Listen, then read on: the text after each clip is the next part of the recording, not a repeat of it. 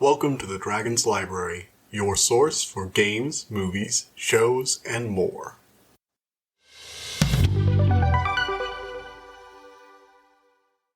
Hello everybody, welcome back to the Dragon's Library. Today we're going to be talking about the new movie Ghostbusters Afterlife. Now, before I say anything, may I just make a comment? This is the most J.J. Abrams movie that J.J. Abrams never directed. And I still have a hard time believing he didn't make this. For those of you who want to know, this movie's just, it's good. It's alright. It's not anything amazing. It won't change your life or anything like that. The original was better, basically, in every way. But, you know, it's alright. It's okay. It's inoffensive. Look, what do you want from me? This is a reboot of a franchise that never really launched a successful sequel, so, Anyhow.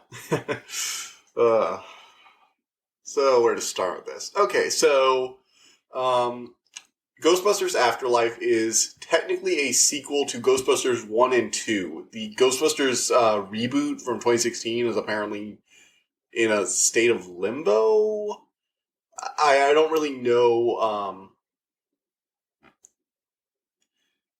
I just do not know, like, if it's still canon with this or not. I don't think it is, or if it is, it takes place after for somehow, but I don't think so, because that one takes place in 2016, and this one takes place in 2021, there haven't been ghost sightings for 30 years, so I think this means the reboot didn't happen again, so I think it doesn't. It's not really important. It's kind of a soft reboot, I guess. It's weird.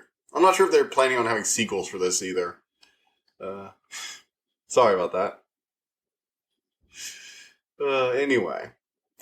So, basically, 37 years after the events of the first Ghostbusters in 1984, the founder of the Ghostbusters, Egon Spengler, he was the guy who created all the tech, you know, the super genius among them. He relocated to this place in Somerville, Oklahoma. And the movie opens with him sealing away a ghost inside one of the traps and fleeing from this strange mountain with strange ruins and other things in it, hidden secrets. He's being chased in his car by a mysterious ghostly force that knocks his car out. He tries to lure the entity into what was clearly a trap. His house, a rundown place with a destroyed shed, and he tries to lure it there. There's actually a pretty cool scene there. I actually did like the opening scene. He's like hidden in darkness, and he holds out the trap to try and lure the ghost in. The ghost is clearly taking the bait, and then he activates throws a lever, hits a switch to try and imprison the ghost in a bunch of traps below there. But twist, it doesn't work. The generators that were supposed to power his trap fail at the last second, and he's forced to flee into his house. Then he has a really creepy scene of him creeping through the house as the ghostly presence destroys everything. And he hides the trap, burying it in the floor before sitting down, defeated, in a chair in the living room, as the ghost slowly approaches from behind, and then he's violently murdered. And guess what? You know what? For all that I dislike, or at the very least just kind of feel apathetic towards this movie, I will say I was actually taken in with the first few scenes. This whole opening scene is very good. I really like it. I just wish the rest of the movie wasn't so bland. Afterwards, we're following Egon's daughter and her son, Trevor, and her young daughter, Phoebe. Probably seen the trailers for this, so they're, pretty obvious. Phoebe is just very apathetic young girl who's a genius like her grandfather. Trevor is kind of your average kid, but he is definitely more intelligent than lets on. The mom has major daddy issues over getting abandoned, and they're being evicted out of their home. So all they have left, really, because The wife doesn't, mention she doesn't have the best luck with money, so all they have left is the old shack in the middle of the woods. Egon hadn't really had any personal finances left, so it's all they got. And since they've been evicted, they have to live there. So they move from New York out to Somerville, Oklahoma, and the plot begins. The kids start so Trevor starts noticing, gets a job and goes out with some other teens to the mountain, starts noticing some strange stuff there. Phoebe is going to basically a summer school camp thing at the local high school. Not the local high school, it might be the local middle school. I'm not really sure. But regardless, she gets brought out there so the mom can focus on trying to get the house in livable shape. Starts noticing ghostly presence playing chess with her.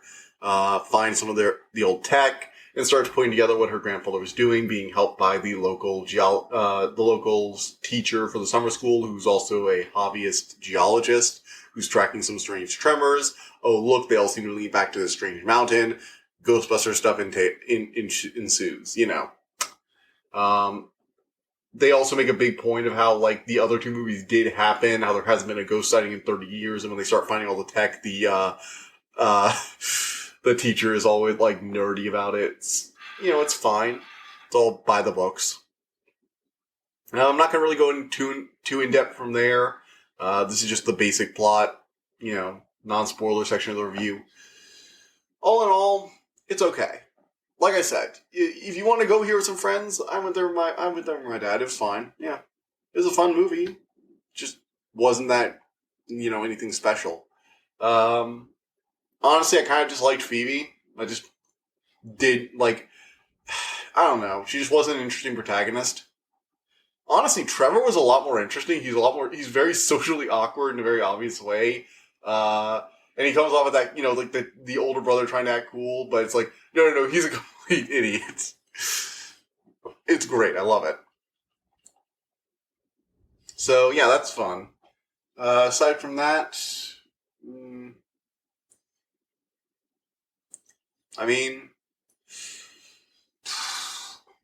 that's basically all there is to it. It's just a fun overall movie. I feel like I should have more to say on this than I do.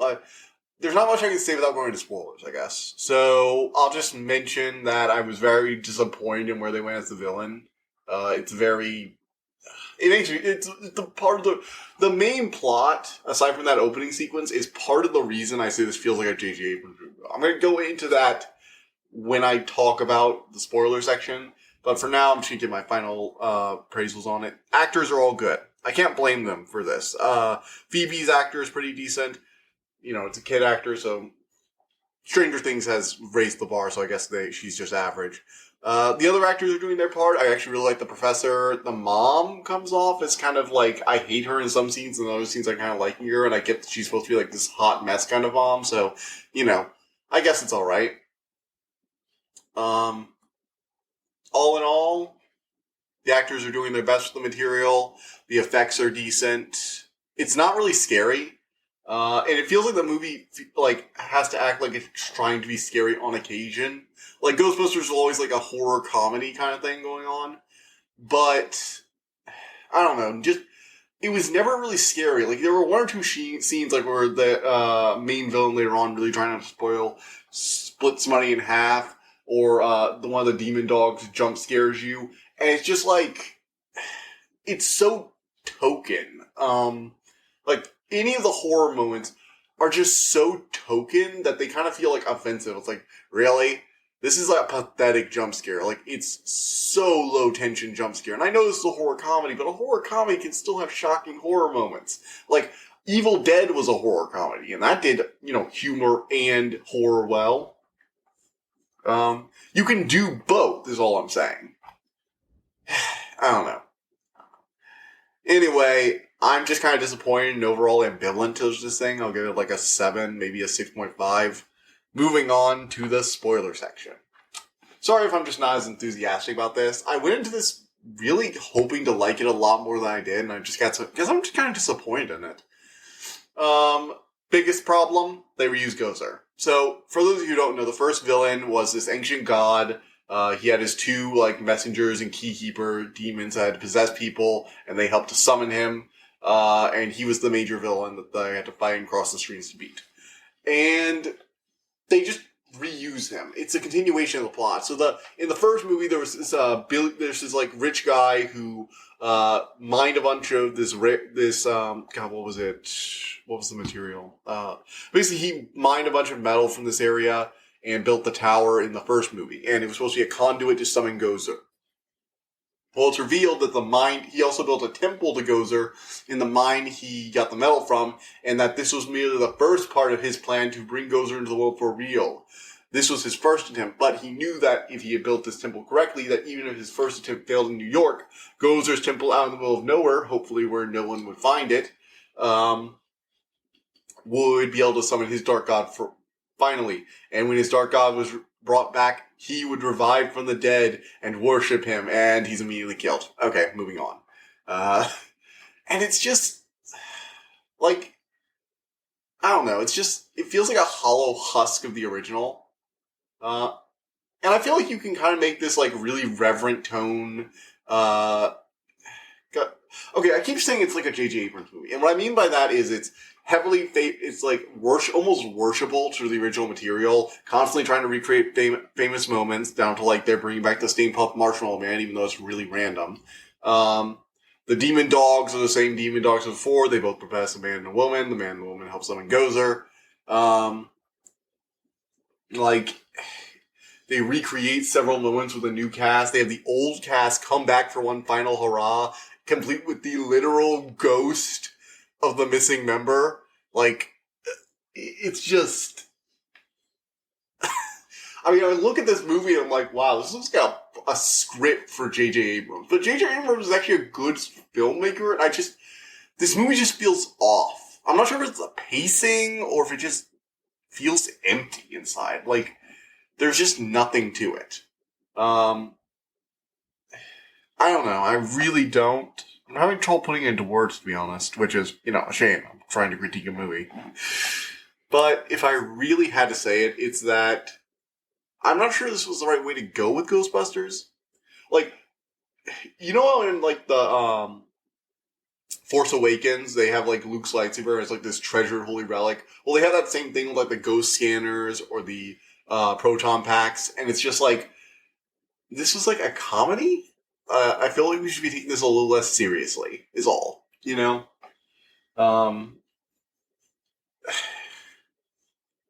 It's just, I'm disappointed in the direction they went. I really feel like they had a view for this franchise. Like, they think Ghostbusters should be, like, this epic story or whatever. And the original Ghostbusters was just kind of a comedy movie with horror elements. Like, that's all it was. And this is trying to be, I don't know, a standard action movie, maybe? I don't even know what to call this thing. They list it as a supernatural comedy. I guess you could call it that. Sure. But it's a lot more serious. Like, it's not as funny. That's it. That's it right there. It's not funny. I'm just gonna say it. There are only, like, 3 jokes that made me laugh. And it's just not that funny. Like, you can't be a horror comedy without being funny, but it's not scary enough to be a horror movie. It's like, I think on Wikipedia it's listed as like a supernatural comedy. And it's not scary. It fails to be funny for the most part. And aside from a handful of cool shots every once in a while, and that awesome opening sequence, it's just empty. It has nothing to do. It's just a passable story without really a point to it. And I really think that's why I'm upset, because I can get really invested in some of the most ridiculous plot lines imaginable. I just got finished talking about the Heartstrikers series, and that plot line gets a little ridiculous at several points. Multiple points, okay? We have, like, the seer of the Heartstrikers being called Bob and being the Tetris World Champion. It can get a little ridiculous.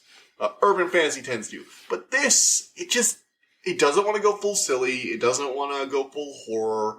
It's trying to be reverent, but it also kind of is constantly joking about how irreverent it's being.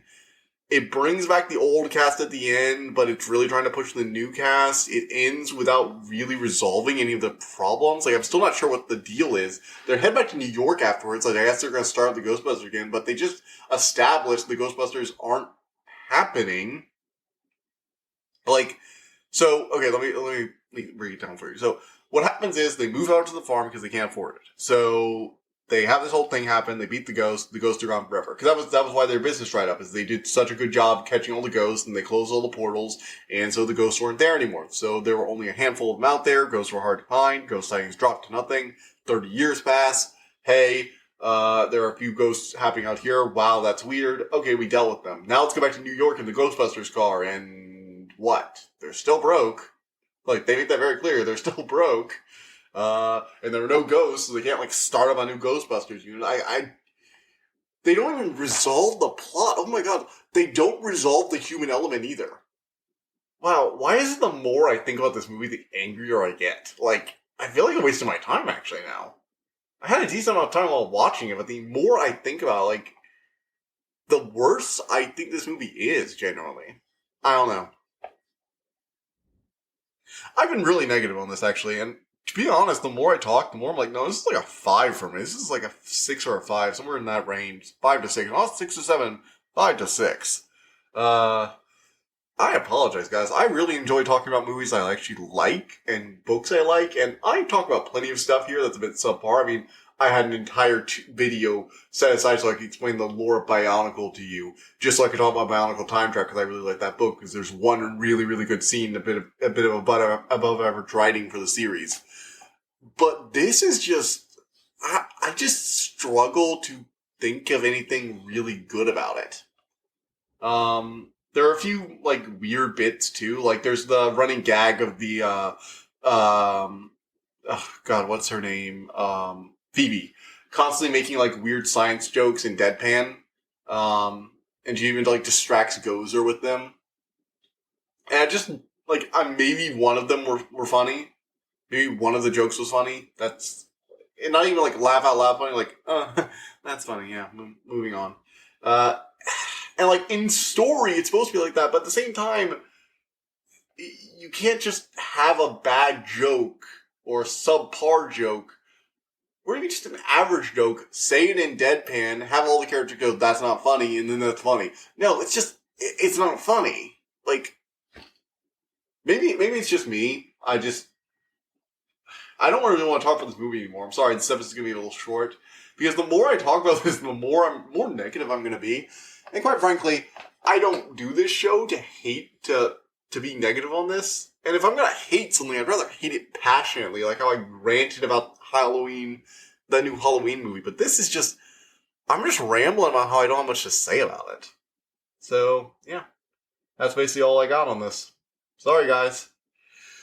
Anyway, moving on to other business. The YouTube channel will be up soon. I know I keep saying that. I think my copy of Shining Diamond and Brilliant Pearl have gotten delayed. I got a little email about that from GameStop, so that's gonna be a little delay. So sorry about that, but things happen.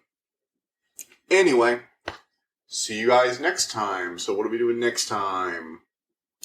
I hope you enjoyed listening to this episode, and thank you for listening to The Dragon's Library. Please subscribe to this podcast to be notified of new episodes. The Dragon's Library releases new episodes Tuesday and Friday each week, and you can follow us on Twitter at dragon_library2. If you want to suggest an episode topic, my email is in the description below.